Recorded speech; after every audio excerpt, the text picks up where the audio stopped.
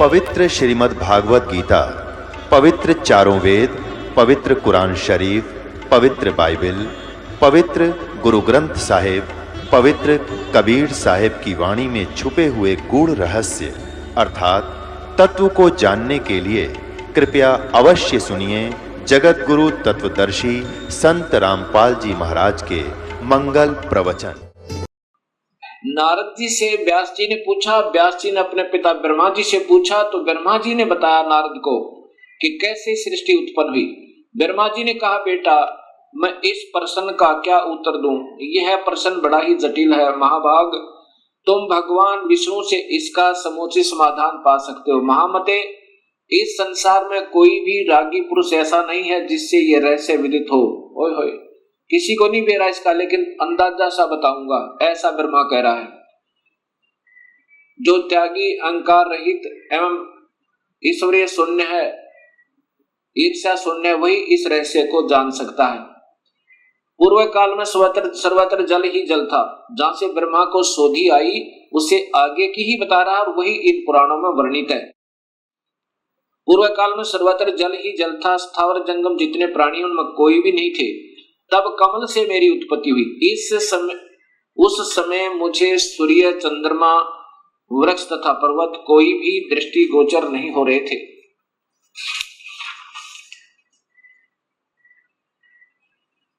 दिखाई पड़े।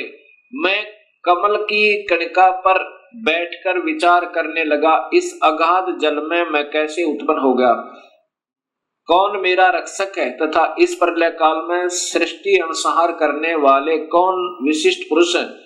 कहीं भी स्पष्ट रूप से भूमि भी नहीं दिखती जिस पर यह जल टिका हुआ है।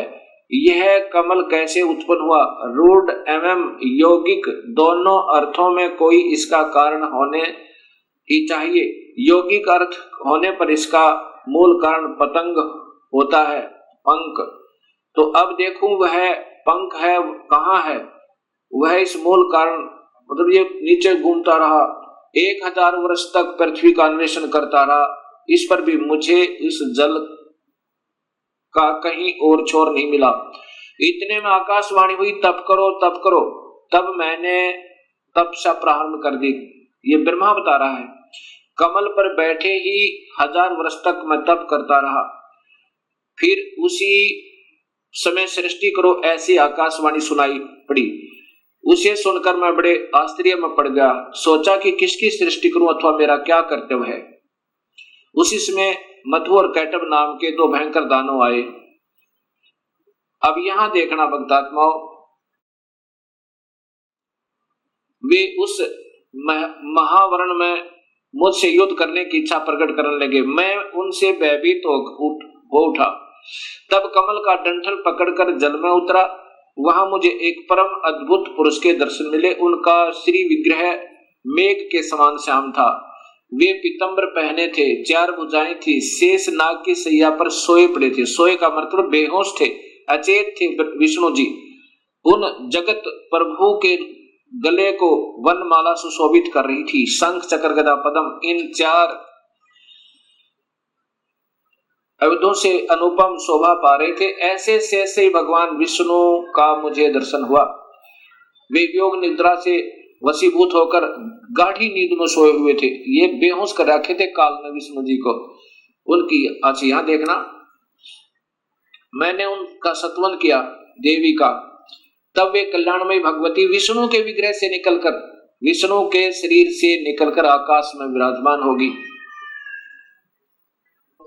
ये सभी प्रमाण शास्त्रों में पूर्व प्रमाणित हैं और विद्यमान हैं। स्पष्ट लिखा है कि ब्रह्मा को नहीं मालूम मैं कहां से उत्पन्न हुआ, तुक्के मार रहा है आगे के, वो कौन है, वो श्री हरि है, फलाना है। अब जो अपनी स्थिति ये बता रहा है कि मैं कमल के फूल पर सचेत हुआ, मुझे नहीं मालूम मैं कहां से आया। फिर मधु और कैटभ नाम के 2 राक्षस आए। पहले 1000 वर्ष तक तो खोज की उस कमल के डंठल की, ये कहां टिका हुआ, कहीं नहीं पाया। अब अगर इस विष्णु के नाभि से कमल होता, विष्णु की नाभि से कमल नहीं था, वो विष्णु काल है, उसने अपनी नाभि से कमल बनाया हुआ था। और फिर इतने में मधु कैटव आए। उनके डर के मारा ये नीचे उतरा। आगे विष्णु अचेत पड़ा था शेष सैया पे। शेष नाग के ऊपर बेहोश पड़े थे। उसमें से एक शक्ति निकली और उसके बाद ये होश में आया और फिर मधु कैटव के साथ इनका युद्ध हुआ। 5000 वर्ष तक तो ये लड़ते रहे और मधु कैटव को नहीं मार पाए। जब योग निद्रा भगवान विष्णु के शरीर से अलग होकर, योग निद्रा के ये तो बेहोशी शक्ति एक इनके अंदर डाल रखी थी, आकाश में विराजने लगी, तब तुरंत ही श्री हरि उठ बैठे। ये विष्णु जी उठ बैठे। उन्होंने मधु और कैटव के साथ 5000 वर्ष तक बड़ी घमासान लड़ाई हुई। तब वे दैत्य मरे। कैसे मरे? पहले देवी के कटाक्ष से मधु और कैटव मोहित हो गए थे। उसके बाद भगवान विष्णु ने गोद में लिटाकर उन्हें प्राणों से रहित कर दिया।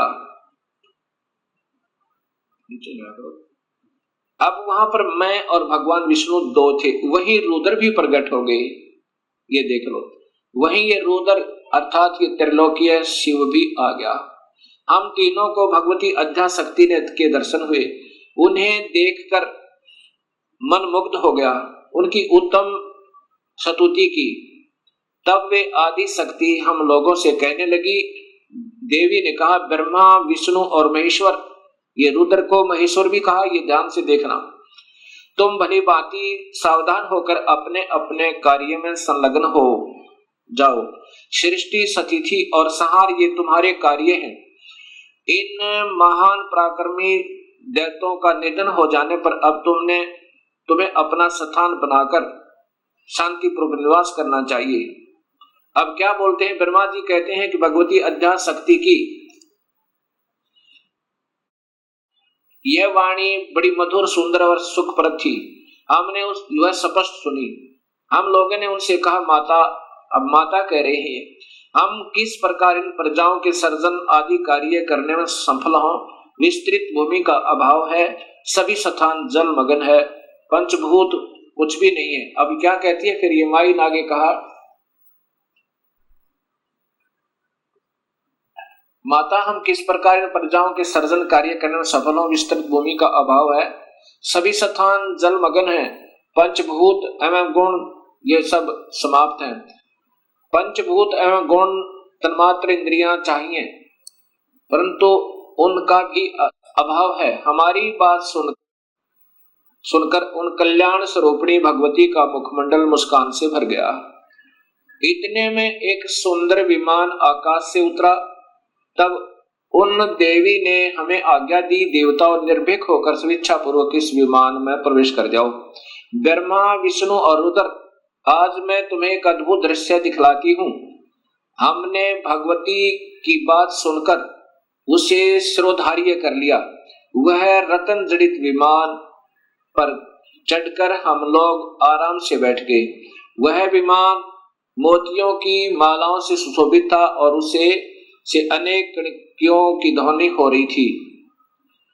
अमरावती की तुलना करने वाले उस भव्य विमान पर हम तीनों निर्भीक होकर बैठ गए। माता आदेश दे रही है बच्चों की तरह, बेटा इसमें बैठो तीनों। और अब आगे देखो,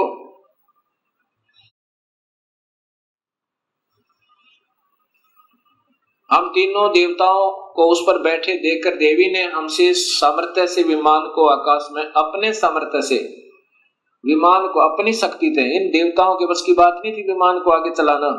देवी ने अपने सामर्थ्य से विमान को आकाश में उड़ा दिया। ब्रह्मा जी कहते हैं कि मन के समान तीव्र गति से चलने वाला वह विमान जिस अपरिचित स्थान पर गया, वहां संपूर्ण फलों से लदे हुए अनेक सुंदर वृक्ष थे। किलकों की कला की काकली उन वृक्षों की शोभा बढ़ा रही थी। अब नीचे देखो, वहां पर ये क्या था? ये कौन था? ये स्वर्ग था।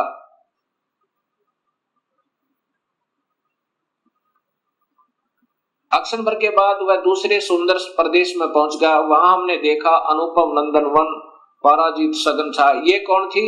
ये सैकड़ों प्राण यक्ष गंधर्व आदि ये सब ये देखा। तो वहां महाभाग इंद्र भी थे। ये महास्वर्ग ब्रह्मलोक में काल ने एक और बना रखा है, उसको ये ओम नाम के जाप करने वाले योगी इस महास्वर्ग में पहुंच जाते हैं। इस देवी भागवत महापुराण को आगे समझने से पहले हमने इस ब्रह्मांड का चित्र देखना होगा। इसके बाद आपके तुरंत समझ में आएगा। ये एक ब्रह्मांड का चित्र आप देखिएगा। ये स्थान है ब्रह्मलोक। ये जो स्थान है ये ब्रह्मलोक कहलाता है। ये एक ब्रह्मांड है। पहले ये देखिएगा, इसमें यही काल 3 रूपों में रहता है। ये महाविष्णु रूप में, और ये महाशिव रूप में, और यहाँ महाब्रह्मा रूप में, और यहाँ पर ये शेरा वाली प्रकृति देवी भी रहती है। ये इसका भी एक कोने में अलग स्थान है इसी ब्रह्मलोक में। और यहीं पर एक स्वर्ग लोक बना रखा है, इंद्र का लोक। अलग इंद्र जो है इस स्थान पर सबसे पहले एक कोने में, ये बहुत लंबा चौड़ा है। और यहाँ पर यहाँ पर आते हैं ये ब्रह्मा विष्णु महेश, और ये पहले ब्रह्मा लोक में आते हैं। पहले ब्रह्मा को देखता है, ब्रह्मा दूसरा नजर आता है, फिर इधर फिर विष्णु के लोक में आते हैं, फिर माया के पास आते हैं। ये अभी देवी भागवत महापुराण आपको आगे सिद्ध करेगी।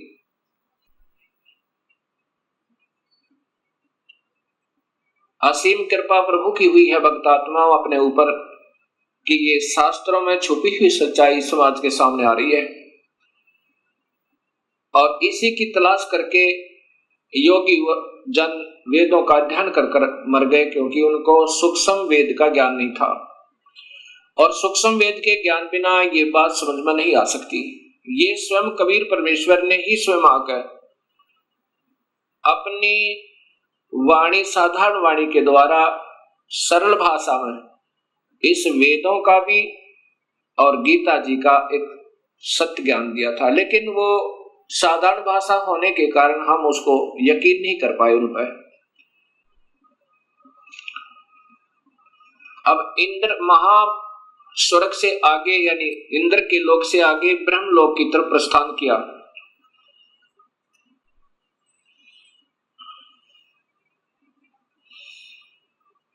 इतने में हमारा विमान तेजी से चल पड़ा और दिव्य धाम ब्रह्मलोक में जा पहुंचा। संपूर्ण देवता उस नगर के सामने मस्तक गाया करते थे। वहां एक दूसरे ब्रह्मा विराजमान थे। उन्हें देखकर भगवान शंकर और विष्णु को बड़ा आश्चर्य हुआ।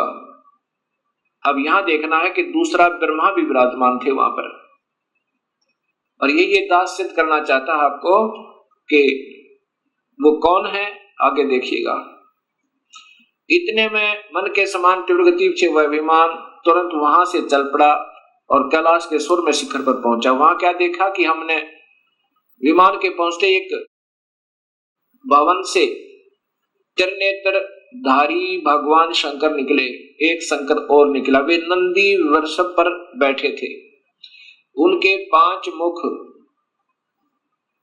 थे और 10 भुजाएं थी। मस्तक पर चंद्रमा आदि थे। उसके बाद आगे देखो, अक्षण भर के बाद वही विमान उस शिखर से विपौन के समान तेज चाल से उड़ा और वैकुंठ लोक में पहुंचा। उसी ब्रह्म लोक में एक विष्णु लोक बना रखा काल ने। ये देखो नीचे कि वहां पर कमल लोचन श्री हरि विराजमान थे। कमल लोचन श्री हरि विराजमान थे, अर्थात एक विष्णु और वहां पर था। अब ये तीनों देवता विमान में बैठे हुए जा रहे हैं और दूर से देख रहे हैं। एक ब्रह्मा और है, एक विष्णु और है, एक शिव और है। उसके बाद कहते हैं कि ब्रह्मा जी बता रहे हैं कि हमारा विमान बहुत तेज गति से चला और कहां पहुंचा, जहां पर एक बहुत सुंदर औरत बैठी थी। और उसको देख करके हमने सोचा कि ये कौन है, ये देवी कौन है।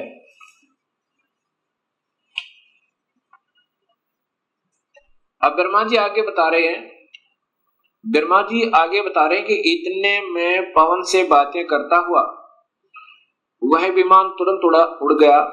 आगे अमृत के समान मीठे जल वाला समुद्र मिला। उसमें फिर आगे चलिए, उसमें एक मनोहर द्वीप था और वहां पर यहां देखिएगा एक मंगलमय मनोहर पलंग बिछा था। उस पलंग में सुंदर रतन जड़े थे और वहां कौन थे, ये देखिए नीचे, उस पे एक औरत बैठी थी। वह ऐसी प्रभावपूर्ण देवी थी मानो करोड़ों बिजलियां एक साथ चमक रही हो। अत्यंत सुंदर मुख था, लाल लाल दांत और करोड़ों लक्ष्मियों से भी अधिक वह सुंदर थी। अब वैसी सुंदरी स्त्री को मैंने कभी नहीं देखा था। पास में अनेकों साधक बैठकर हरियम इस मंत्र का जाप कर रहे थे। अब ये मंत्र हैं जो हम देते हैं, ये वास्तव में 5 मंत्र हैं अलग से, यहां देखना। उसके हजारों नेत्र, हजारों हाथ, हजारों मुख आदि आदि। आपस में कहने लगे यह सुंदरी कौन है। हम आपस में वही ठहरे रहे और आपस में कहने लगे कि यह सुंदरी कौन है, इसका क्या नाम है। हम इसके विषय में बिल्कुल अनभिज्ञ हैं। अपनी मां के बारे में भी तीनों देवताओं को नहीं मालूम। दूर से देखने पर भी कितनी सुंदर प्रतीत हो रही है। यहां देखना आगे, फिर ये देखो, नारद यों संदेहग्रस्त होकर हम लोग वहां रुके रहे, विमान से उतर कर। तब भगवान विष्णु ने उस चारों सिहिनी भगवती को देखकर विवेक पूर्वक निश्चय कर लिया कि ये भगवती जगदम्बिका है, वो प्रकृति है, ये हमारी माँ है। तब उन्होंने कहा कि ये ही भगवती हम सबकी आदि कारण अर्थात माता है। महाविद्या और महामाया इन्हीं के नाम है। ये पूर्ण प्रकृति है। ये देख लो, ये प्रकृति इनकी ब्रह्मा विष्णु महेश की माँ है। और यहां स्वयं बताते हैं, ये भगवान विष्णु कह रहे हैं पर कि मैंने जब देखा था मैं छोटा सा था, पर्यावरण में मुझे दर्शन हुए थे इस देवी के, उस समय मैं छोटा सा था। ये वही संपूर्ण संसार की कारण है, ये वही देवगना है जिनके पर्यावरण में अर्थात जो पानी ही पानी था मुझे दर्शन हुए थे। उस समय मैं बालक रूप में था। विष्णु जी कह रहे हैं मैं बालक रूप में था। ये वही देवी भागवत महापुराण गीता प्रेस गोरखपुर से प्रकाशित है।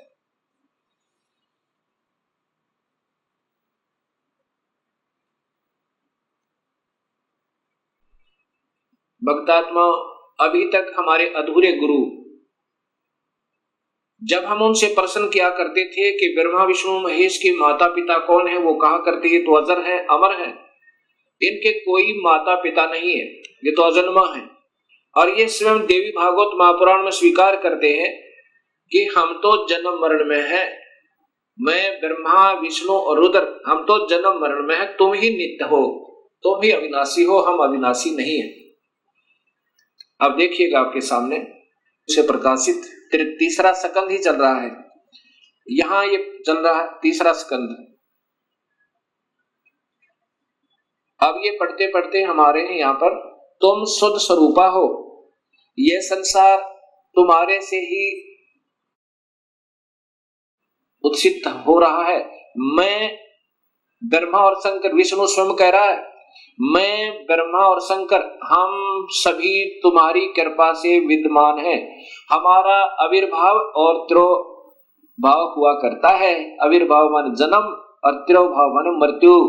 हम तो मृत्यु और जन्म में हैं, ये ध्यान से देखो। और केवल तुम ही नित्या हो, जगत जननी हो, प्रकृति और सनातनी देवी हो। ये फिर देखना भक्तात्माओं, विष्णु जी कह रहे हैं मैं विष्णु, ब्रह्मा और शंकर हम सभी तुम्हारी कृपा से विद्यमान हैं। हमारा आविर्भाव और तिरोभाव हुआ करता है। आविर्भाव माने जन्म, तिरोभाव माने मृत्यु। केवल तुम ही नेता हो, जगत जननी हो, प्रकृति और सनातनी देवी हो। ये प्रकृति शब्द आपको गीता में काम आएगा जब ये दास आपको बताएगा कि ब्रह्म और प्रकृति से तीनों गुणों की उत्पत्ति हुई। ब्रह्मा विष्णु महेश की, रजगुण ब्रह्मा, सदगुण विष्णु, तमगुण शिव जी की। ये वही देवी भागवत महापुराण है, गीता प्रेस गोरखपुर से प्रकाशित। यहां देखो, श्री भगवान शंकर बोले, देवी यदि महाभाग विष्णु तुम्ही से प्रकट हुए हैं तो उनके बाद उत्पन्न होने वाले ब्रह्मा भी तुम्हारे ही बालक हुए। और फिर मैं तमोगुणी लीला करने वाला शंकर भी तुम्हारी संतान हुआ। अब दोनों बात सिद्ध होगी ब्रह्म का आत्मा हो। विष्णु भी प्रकृति से उत्पन्न हुआ, ब्रह्मा भी, और शिव ये तमोगुण शिव। अब वहां देखना, रजगुण ब्रह्मा, सदगुण विष्णु, तमगुण शिव जी बताएगा दास आपको। मैं तमोगुण लीला करने वाला शंकर भी तुम्हारी संतान हुआ, अर्थात मुझे भी उत्पन्न करने वाली तुम ही हो। अब ये ध्यान से पढ़ो भक्तात्मा, ये वही देवी भागवत महापुराण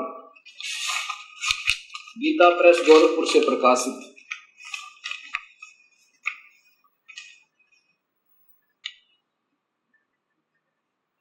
संपादक हनुमान प्रसाद पोदार, चिमन लाल गोस्वामी।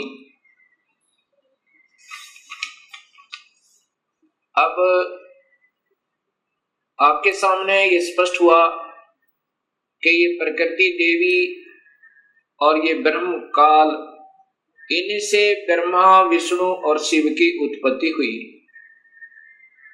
और जिनको हम अजर और अमर कहा करते थे वो हमारे ही शास्त्रों में प्रमाणित है कि ये अनित्य है, ये तो नाशवान और जन्म और मरण के अंदर है। अब इन बातों का ज्ञान होने से ही हमें स्पष्ट ज्ञान होगा कि पूर्ण परमात्मा कौन है। अब उसके बाद क्या होता है, काल ने, ब्रह्म ने कहा था कि जब ये बच्चे सियाने हो जाएं, इन तीनों को सागर मंथन पर भेज देना और वहां पर जो वस्तु निकले इनको देना। सबसे पहले अब देवी ने क्या किया कि तुम तीनों अब विमान में बैठो और जाओ अपने अपने स्थान पर, ये विमान तुम्हें वहां छोड़ देगा। ब्रह्मा को ब्रह्मालोक में, जैसा भी आपने ब्रह्मांड का चित्र देखा था, अलग से ब्रह्मालोक, विष्णुलोक, शिवलोक बने हुए हैं। इस ब्रह्मांड में ये पहले ही रचित है और इनको ऐसे ही एक बहुत लंबे चौड़े जल के समुद्र पर वहां अपनी शक्ति से रखा हुआ था। किनको? ब्रह्मा विष्णु महेश को। तब ये तीनों अपने अपने लोक में पहुंचे। फिर आदेश हुआ प्रकृति देवी का कि तुम तीनों अब सागर मंथन करो। तीनों ने मिलकर सागर मंथन किया। इस ब्रह्म भगवान ने, काल भगवान ने पहले ही समुद्र के अंदर एक कूर्म का रूप धारण करके अपने ऊपर सुमेरु पर्वत को टिका लिया और उसमें इन जाकर तीनों ने शेष नाग के उसे रस्से थे उसका मंथन किया, ऐसे जैसे पहले पुराने समय में दूध रिड़कते थे ऐसे। उसमें से वेद निकले। वेदों को ब्रह्मा ने पढ़ा और वेदों में पाया कि पूर्ण परमात्मा कोई और है जिसने सृष्टि रची हुई है, वही जग का करता है, उसकी उपासना करनी चाहिए, वो आकार में है। उससे पहले ये तीनों बालक अपनी मां से पूछा करते थे कि मां हमारा पिता कौन है। तब ये प्रकृति देवी कहा करती थी कि तुम्हारा कोई पिता नहीं, कोई तुम्हारी मां नहीं, मैं ही तुम्हारा पिता और मैं ही तुम्हारी मां हूं। क्योंकि काल भगवान ने, ब्रह्म ने, उस महाब्रह्मा, महाविष्णु, महाशिव रूप में रहने वाले उस गुप्त काल ने प्रकृति देवी को सख्त आदेश दिए थे कि मेरा भेद मत बताना, और बता भी देगी तो मैं किसी भी योग विधि से, किसी वेद विधि से नहीं प्राप्त हो सकता। मैं किसी को आकार रूप में कभी दर्शन नहीं दूंगा, अपने वास्तविक स्वरूप में कभी दर्शन नहीं दूंगा, अर्थात मेरे लोक में ये कोई नहीं आ सकता। तो तो प्रकृति देवी इसलिए कहा करती थी कि बेटा तुम्हारा कोई बाप नहीं, कोई माँ नहीं, मैं ही तुम्हारा पिता, मैं ही तुम्हारी माँ हूं। जब ब्रह्मा ने पढ़ा कि वेदों में लिखा है कि परमात्मा कोई और है, सृष्टि रचनहार, और उसको पाया जा सकता है ओम नाम के जाप तय, ऐसा उसने सोचा कि ओम का नाम लिखा है और ध्यान लगाऊंगा, मेडिटेशन को अधिक करूंगा, प्रभु प्राप्ति होगी। तब ब्रह्मा ने कहा कि मां आप कहा करती थी कि हमारा कोई पिता नहीं, वेदों में लिखा है कि परमात्मा आकार में है और वही पूर्ण परमात्मा ही सारी सृष्टि का रचनहार है। उसके पाने का वो मंत्र भी लिखा है, यही मंत्र है जो उसको पाने का, ऐसा ही होगा। ऐसा विचार करके ब्रह्मा ने कहा कि मैं पिता के दर्शन करूंगा। माई ने कहा कि बेटा वो तुम्हें कभी दर्शन नहीं देगा, तुम्हारा पिता। ब्रह्मा ने कहा कि मां अब आपकी बातों पर विश्वास नहीं होता,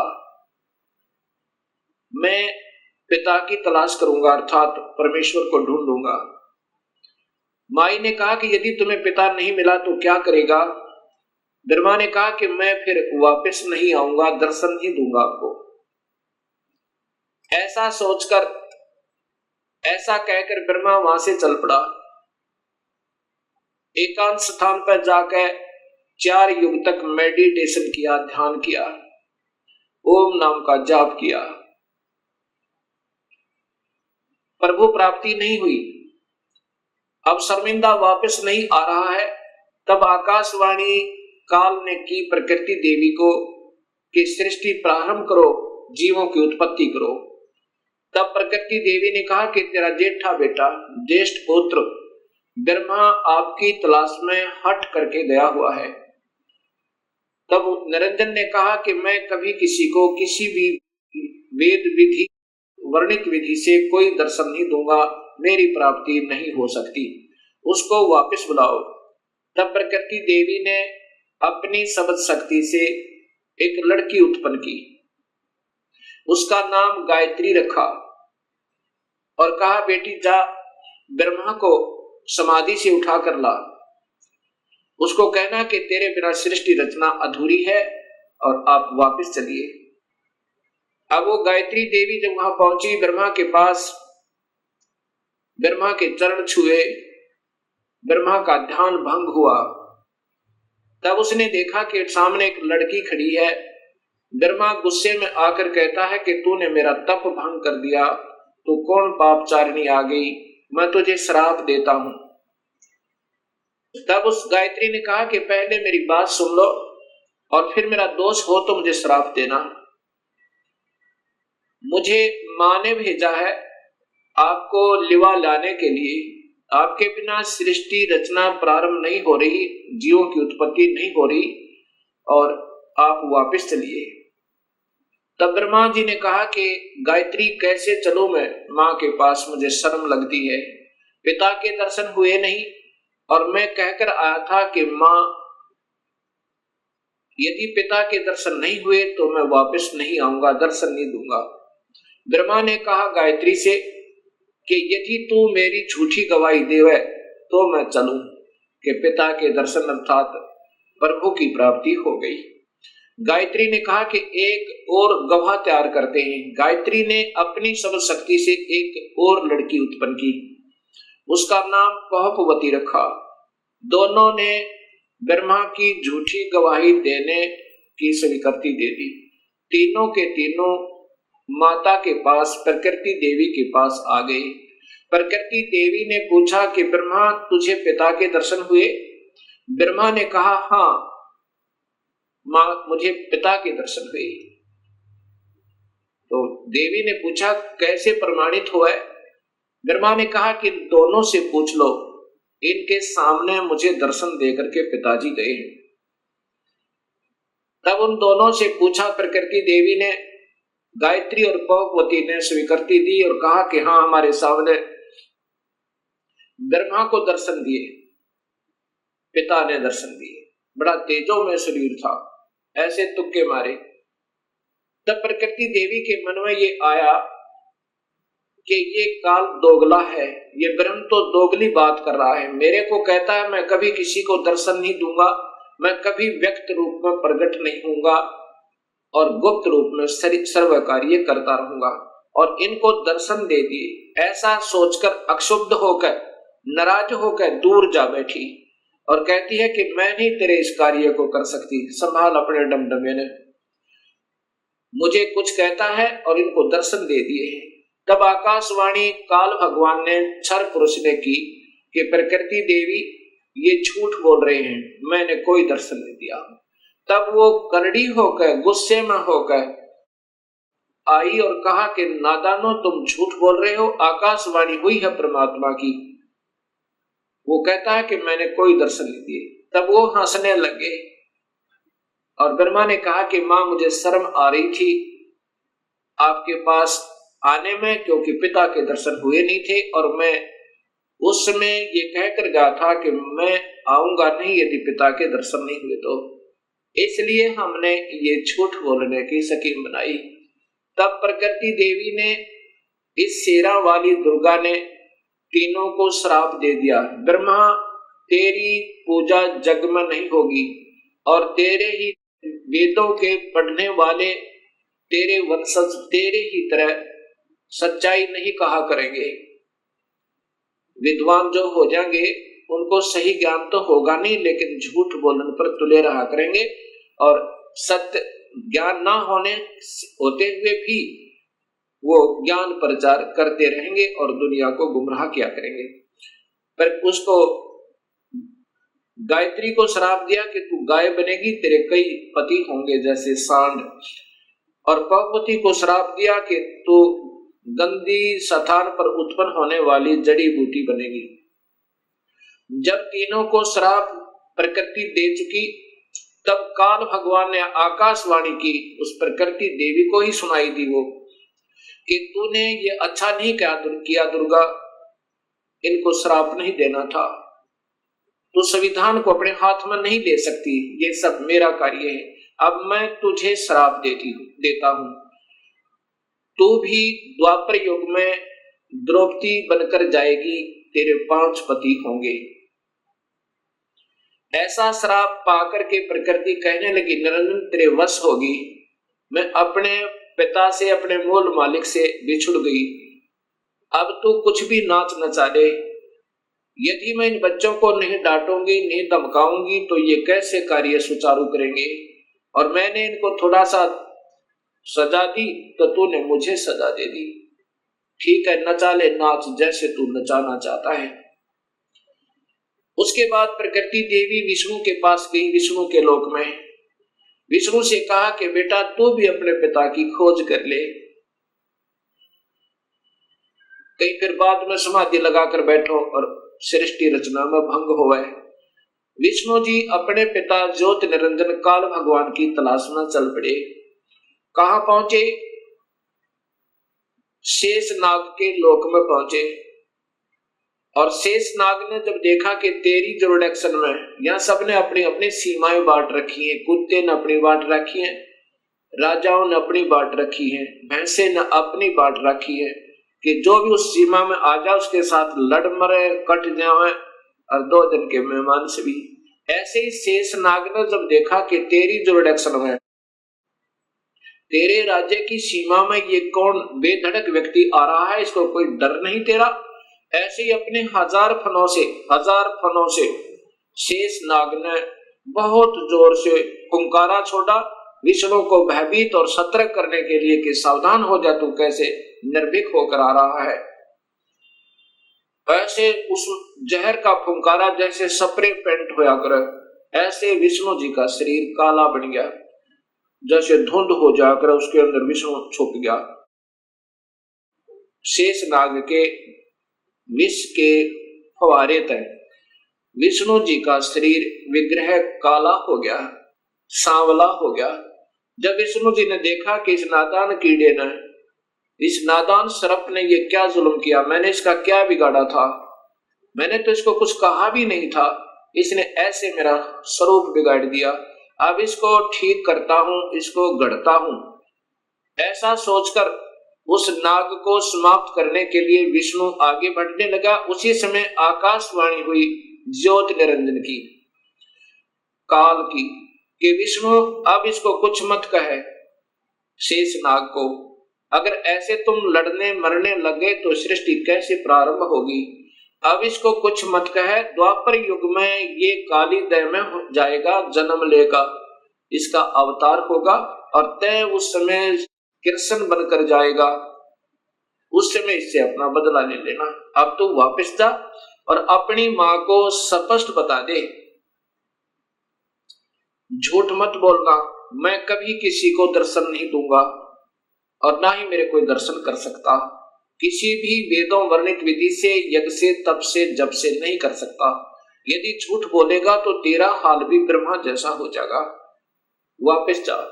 ऐसा सोचकर, ऐसी आकाशवाणी सुनकर ब्रह्मा विष्णु जी वापस चल पड़े, मां के पास आए। माता ने पूछा, क्यों पुत्र, पिता के दर्शन हुए? विष्णु जी ने कहा, नहीं मां, मुझे दर्शन नहीं हुए। इस बात को सुनकर ये जगदंबिका दुर्गा बड़ी प्रसन्न हुई और विष्णु को सीने से लगाया और कहा, पुत्र तू सत्यवादी होगा और तुझे मैं यहाँ पालन पोषण और अतिथि का विभाग देती हूँ और अब मैं तुझे अपनी कृपा से तेरे पिता के दर्शन कराती हूँ। देख शरीर में ध्यान लगाकर और पहुंच जा सहस्रार कमल में। सहस्रार कमल में जो ज्योत प्रकाश दिखाई दे रहा है वो 1000 ज्योतियां, बस ये तेरे पिता का स्वरूप है, ये ज्योत स्वरूपी निरंजन है। ऐसे इन सबको बहका रखा है। विष्णु जी अपने पिता के प्रकाश रूप में दर्शन करके बड़ा प्रसन्न हुआ। उस अंदर प्रकाश देख के, ये मेडिटेशन करने वाले अंतिम उपलब्धि केवल ज्योत बताते हैं। वो ज्योत स्वरूपी वही तो काल है और उसी को देखकर सब प्रसन्न हो जाते हैं। उसके बाद यही माई शिव जी के पास गई, शंकर जी के पास गई।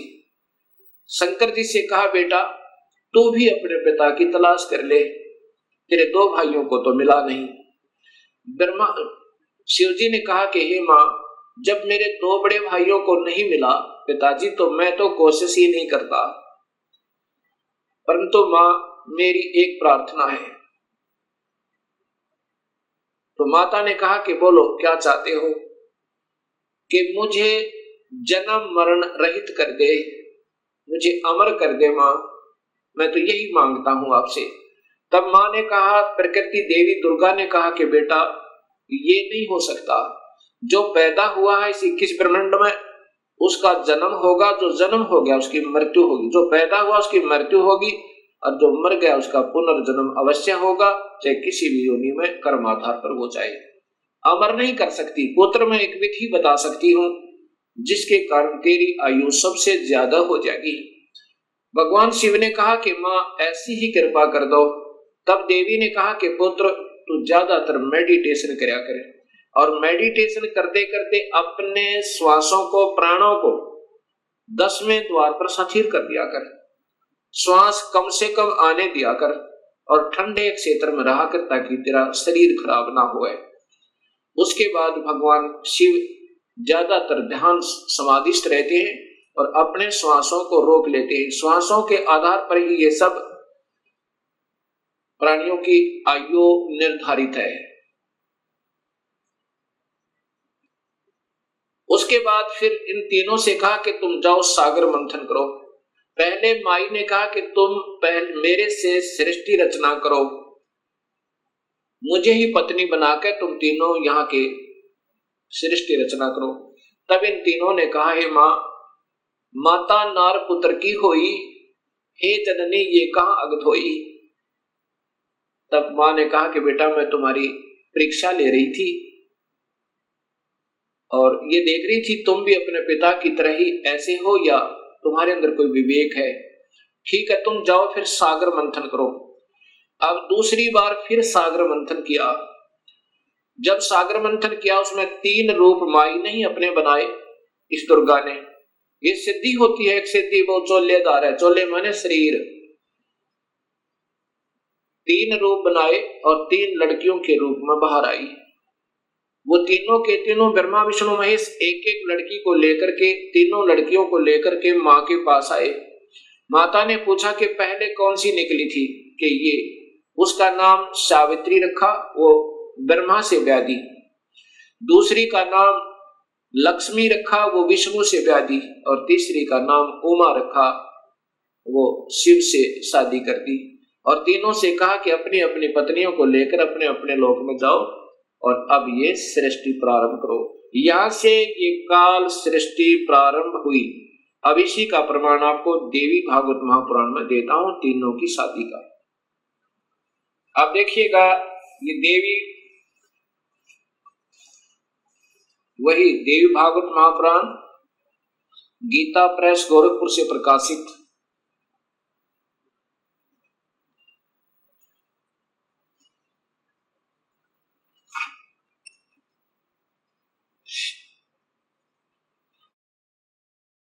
श्रीमद् देवी भागवत महापुराण केवल हिंदी, गीता प्रेस गोरखपुर से प्रकाशित। और इसी का वही तीसरा स्कंद चल रहा है। इसमें देखिएगा यहां पर, इस प्रकार मुझसे आज्ञा देकर प्रसन्न वदना भगवती जगदम्बा ने भगवान विष्णु से कहा, विष्णु, मन को मुग्ध करने वाली इस महालक्ष्मी को लेकर अब तुम भी पधारो। महालक्ष्मी से ब्याह कर दिया। यह सदा तुम्हारे वक्षस्थल में विराजमान रहेगी, इसमें किंचित मात्र संदेह नहीं। और फिर बताया कि तुम सतोगुण हो, तुम एक महान पुरुष हो, तुम्हारे पास सतोगुण की प्रधानता रहनी चाहिए, तुम अर्थात तुम सतोगुण हो। अब फिर आगे देखिए, ब्रह्मा जी कहते हैं, देवी ने कहा, शंकर, मन को मुग्ध करने वाली महाकाली गौरी नाम से विख्यात ये उमा है, तुम इसे पत्नी रूप से स्वीकार करो। तीनों का ब्याह कर दिया। कैलाश की रचना करके वहीं रहो। एक यहां नकली कैलाश और बना रखा है इस शिवलोक में। तुम्हारी लीला में तमोगुण की प्रधानता रहेगी, सतोगुण रजगुण गौण रहेंगे, ये गुप्त रहेंगे, वास्तव में तुम तमोगुण है। अच्छा, फिर आगे देखना, यहां फिर कहा है, ब्रह्मा जी बोले, कहते हैं कि इस प्रकार कहकर भगवती जगदम्बिका ने हमें विदा कर दिया। उन्होंने शुद्ध आचार वाली शक्तियों में से भगवान विष्णु के लिए महालक्ष्मी को, शंकर के लिए महाकाली को, मेरे लिए महासरस्वती अर्थात सावित्री को पत्नी बनाने की आज्ञा दे दी। अब तीनों का ब्याह कर दिया। दूसरे स्थानों पर हम तीनों की पुरुष रूप से प्रतिष्ठा हुई। ये फिर हम भगवान बन गए तीन लोग के। अब ये ऐसे काल सृष्टि प्रारंभ हुई। अब इसी का प्रमाण आपको गीता जी में देता हूं। गीता जी के अंदर अब देखिएगा, श्रीमद् भगवत गीता, गीता प्रेस गोरखपुर से प्रकाशित, गीता प्रेस गोरखपुर से प्रकाशित। और इनके टीकाकार हैं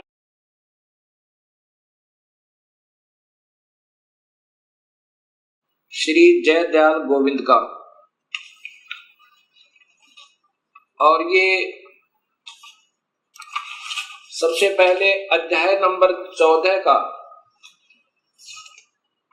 प्रथम श्लोक सुनिए, इन्हीं की भाषा में। वैसे तो इन महापुरुषों को विस्तृत ज्ञान नहीं था, कोशिश की इन्होंने सरलार्थ करने की ढंग से, परंतु सूक्ष्म वेद का ज्ञान न होने से अधूरा पुधूरा ही किया। फिर भी जहां तक इनकी बुद्धि काम की, उन्हीं के आधार पर बताता हूं कि ज्ञानों में भी अति उस उत्तम परम ज्ञान को फिर कहूंगा, जिसको जानकर सब मुनिजन संसार से परम तरग मुक्त होकर परम सिद्धि को प्राप्त हो गए। कि अब ये ज्ञान समझ में आ गया ना कि काल कौन है।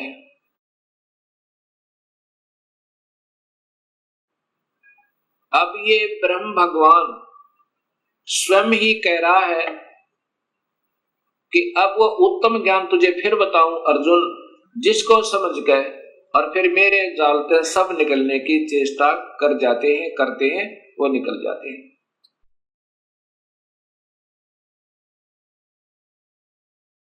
अध्याय नंबर 14 चतुर्दशोध्याय। अब इसका अर्थ है कि ज्ञानों में अति उत्तम ज्ञान।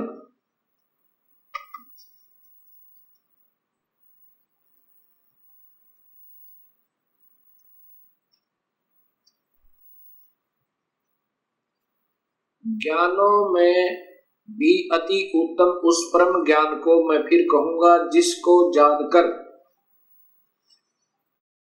सब मुनिजन इस संसार से मुक्त होकर परम सिद्धि को प्राप्त हो गए। ये प्रथम श्लोक 14वें अध्याय का।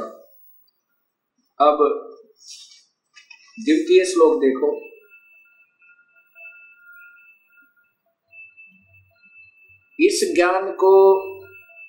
इस ज्ञान का आश्रय करके, धारण करके मेरे स्वरूप को प्राप्त हुए पुरुष सृष्टि के आदि में उत्पन्न नहीं होते और प्रलय काल में भी व्याकुल नहीं होते। अब इसकी मूल संस्कार देखिए दूसरे श्लोक की। ये इन टीकाकारों ने स्वयं ज्ञान न होने से उलझ पुलझ कर देते हैं। क्या लिखा है? ईदम ज्ञानम उपाश्रित मम, मेरे इस ज्ञान के आश्रित होकर, जो ज्ञान मैं तुम्हें बता रहा हूं, साधर्म्यम आगता, यानी सत भक्ति करने वाले, सत भक्ति का आश्रित लेकर के, सर्गे अपीन उपजायन्ते, यानी ये सृष्टि के विनाश पर फिर दोबारा उत्पन्न नहीं होते और प्रलय में वे कभी दुखी नहीं होते, वो फिर अविचल हो जाते हैं। फिर देखो, ईदम ज्ञानम आश्रित्य मम, मेरे इस ज्ञान का आश्रय लेकर जो मैं अब बताऊंगा, साधर्मम आगता, सत भक्ति करने पर आश्रित हो जाने वाले, सत भक्ति करने वाले, सर्गे माने सृष्टि के प्रारंभ में फिर कभी नहीं उपजते और प्रलय में भी उनका विनाश नहीं होता। ये सीधा अर्थ बना है। अब यहां विचार कीजिए, ये टीकाकार कहते हैं कि इस ज्ञान को आश्रय करके अर्थात धारण करके मेरे स्वरूप को प्राप्त हुए। गीता जी के 11वें अध्याय के 47, 48 और 53 और 54 में स्पष्ट किया है कि मुझे, मेरे स्वरूप को तो कोई प्राप्त हो ही नहीं सकता।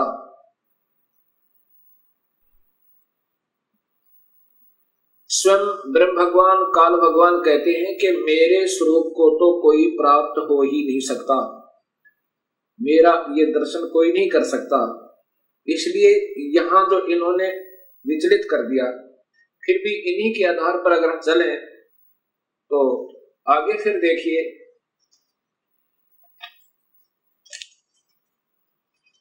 ये 14वें अध्याय का 3रा, 4था और 5वां श्लोक स्पष्ट करता है ब्रह्मा विष्णु महेश की उत्पत्ति और काल और प्रकृति से सृष्टि की उत्पत्ति।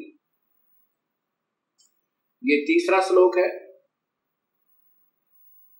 मम योनि महत ब्रह्म तस्मिन् गर्भम ददामि अहम संभव सर्वभूतानां ततः भवति भारत।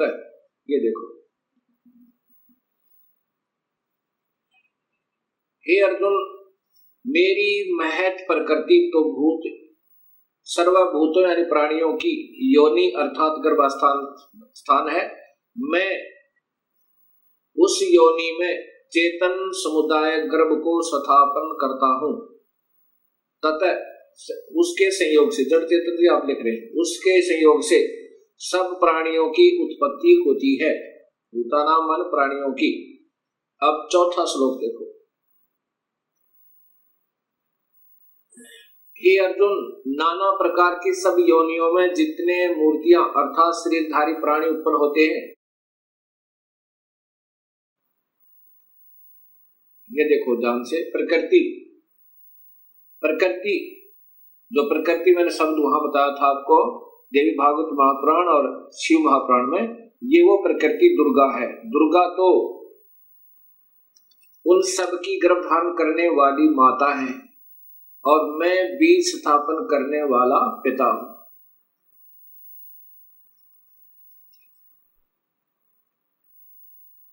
अब ये काल भगवान ब्रह्म क्षर पुरुष स्वयं कह रहा है कि ये प्रकृति तो मेरी पत्नी रूप में है और मैं बीज स्थापन करने वाला पिता हूं और मैं उसके पेट में बीज स्थापित करता हूं जिससे सब प्राणियों की उत्पत्ति होती है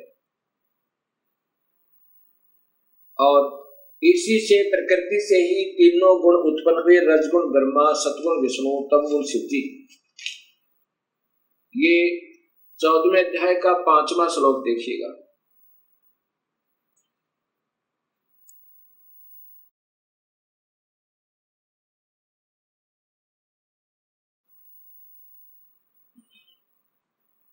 ये अर्जुन सतगुण, रजगुण और तमगुण, सत्वम रजम तमः, सतगुण विष्णु, रजगुण ब्रह्मा, तमगुण शिव। सतगुण विष्णु, रजगुण ब्रह्मा और तमगुण शिव, ये प्रकृति से उत्पन्न, शेरा वाली से उत्पन्न या सपष्ट प्रकृति लिखा हिंदी में भी, प्रकृति संभवा संस्कृत में, प्रकृति से उत्पन्न गुण, तीनों गुण अविनाशी जीव आत्मा को शरीर में फंसा कर रखते हैं, शरीर में बांधते हैं, अर्थात यही इन प्राणियों को बांधने की, कर्म उलझाने के मुख्य कारण है।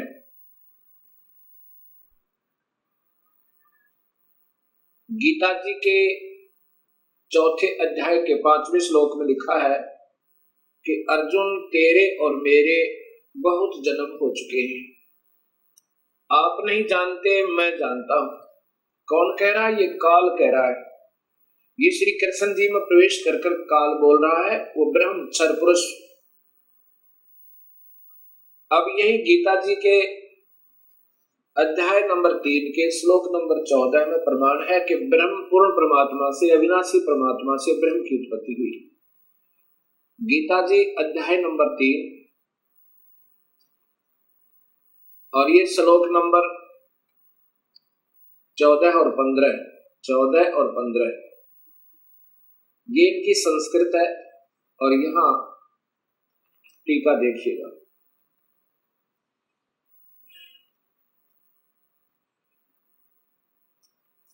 यहां से प्रारंभ होता है, भूतानी माने संपूर्ण प्राणी अन्न से उत्पन्न होते हैं, भवंती, अन्न की उत्पत्ति वृष्टि अर्थात वर्षा से होती है, वृष्टि वर्षा यज्ञ से होती है और यज्ञ होती है कर्म उद्भव, शुभ कर्मों के कारण, भक्ति कर्मों के कारण, यज्ञ भक्ति शुभ कर्मों के कारण होती है।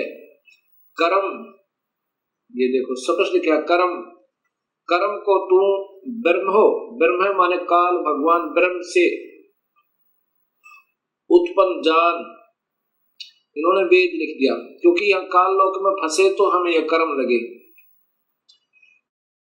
ब्रह्म और ब्रह्म यानी या ब्रह्म ही लिखना था, इन्होंने वेद लिख दिया।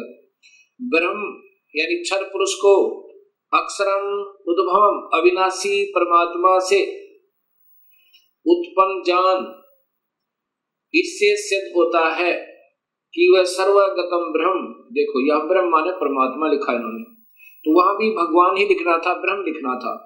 सर्वगतम ब्रह्म, सर्वव्यापक परमात्मा, सर्वव्यापी वासुदेव, ये सर्वगतम ब्रह्म का अर्थ होता है सर्वव्यापक वासुदेव। वासुदेव परमात्मा से ही सदा ही यज्ञ प्रतिष्ठित है, वो वासुदेव, वो पूर्ण परमात्मा ही वासुदेव है। ये अपने भी थोड़े थोड़े मंडलों में भी वासुदेव है।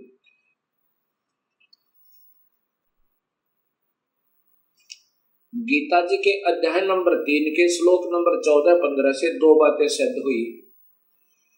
एक तो ये हुई कि काल की उत्पत्ति भी पूर्ण परमात्मा से हुई, ब्रह्म की उत्पत्ति क्षर पुरुष की, और दूसरी ये हुई कि वो सर्वगतम ब्रह्म सर्वगतम का अर्थ होता है वासुदेव, सर्वव्यापक परमात्मा, सदा ही यज्ञों में प्रतिष्ठित है, अर्थात उसी के निमित्त सभी शुभ कर्म किए जाने चाहिए। उन्हीं को हर धार्मिक कर्म में आगे रखना चाहिए। उसी पूर्ण परमात्मा की ही पूजा करनी चाहिए जिससे हमारे धार्मिक कर्म सफल हों। जैसे यदि वृक्ष की जड़ में पानी डालेंगे तो वो पौधा स्वस्थ होगा और बढ़ेगा, प्रफुल्लित होगा, अन्यथा नहीं होगा।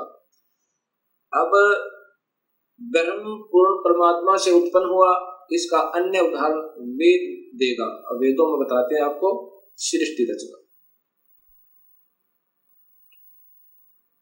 अब पूर्ण परमात्मा से ब्रह्म अर्थात क्षर पुरुष की उत्पत्ति।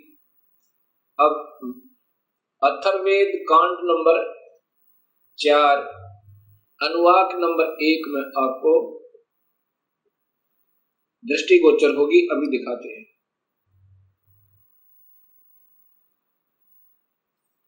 यह है अथर्ववेद संहिता सरल हिंदी भावार्थ सहित कांड नंबर 1 से 10। ये कांड नंबर 4 में आपको मिलेगा। ये देखिएगा, संपादक वेद मूर्ति तपोनिष्ठ पंडित श्रीराम शर्मा आचार्य, इनके द्वारा इनका टीका है। लेकिन इन महापुरुषों को ज्ञान न होने से अपने अपने तुक्के लगाए इन्होंने, फिर भी सच्चाई नहीं छुप पाई। क्या लिखा है? ये है अथर्ववेद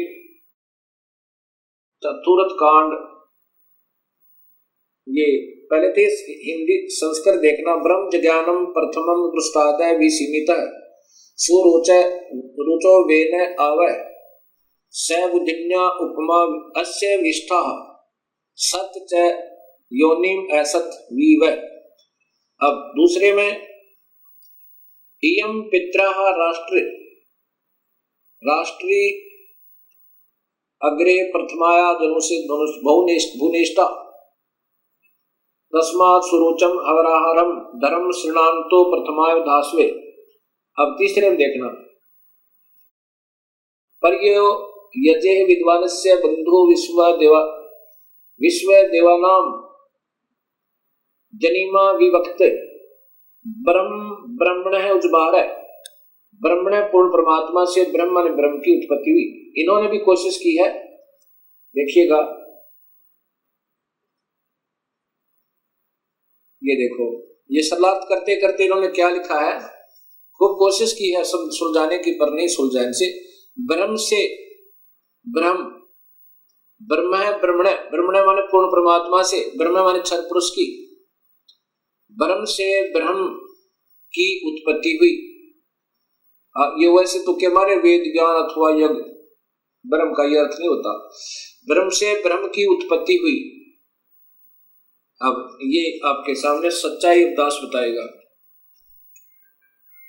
अथर्ववेद कांड नंबर 4 अनुवाक नंबर 1 के सूक्त 7 है। ये प्रथम सूक्त यानी श्लोक में क्या लिखा है, प्रथमम ब्रह्म, सर्व प्रथम यानी अनादि परमात्मा ने च माने प्रकट होकर, ज्ञानम माने अपनी सूझबूझ से, पुरुषार्थ माने शिखर में अर्थात सतलोक आदि, सतलोक अलखलोक अगमलोक अनामी लोक, स्वरूच सब प्रकाशित विसीमित, उनकी कोई सीमा नहीं, सीमा रहित तो, यानी बहुत लंबे चौड़े बनाए। वे ने माने जुलाहे ने, वे माने बुनना, वे ने माने जुलाहा, उस बुनने वाले परमेश्वर ने, जुलाहे ने ताने की तरह कपड़े की तरह बुनकर आओ माने सुरक्षित किया।